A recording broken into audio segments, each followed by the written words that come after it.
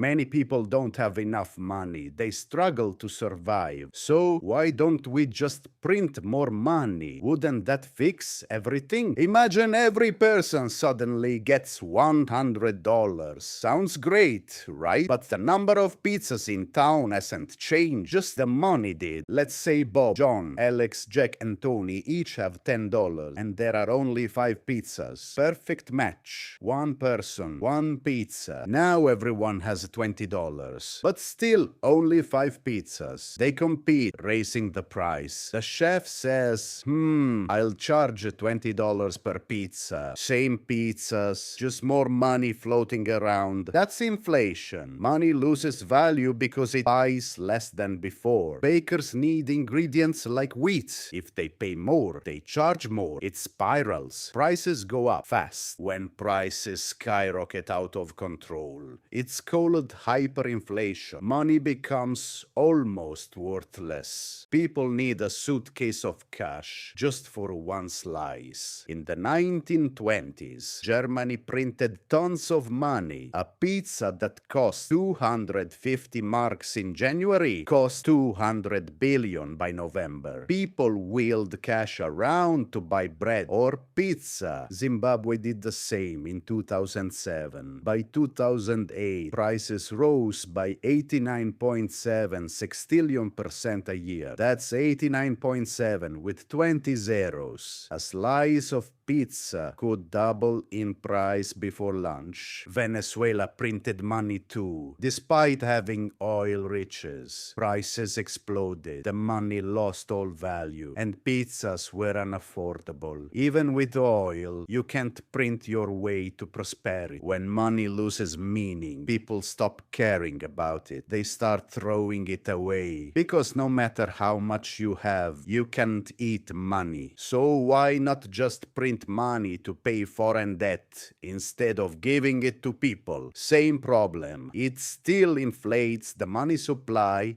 and lowers trust in your currency. Other countries notice. They won't want your inflated pizza bucks. They'll say, we want real value, not toy money. Printing ruins trust. The real solution is to produce more. Invest in education, tools, tech, and training. More value equals more pizza, equals stable prices. When people work for money, they value it. When there are more pizzas and more jobs, prices stay fair, and everyone eats. Japan and South Korea succeeded by focusing on growth, not printing. The best way to beat poverty. Make more pizza, not more money. If you liked this, I'll explain the more inflation stuff in another video. Subscribe and let's keep serving up the truth, one slice at a time.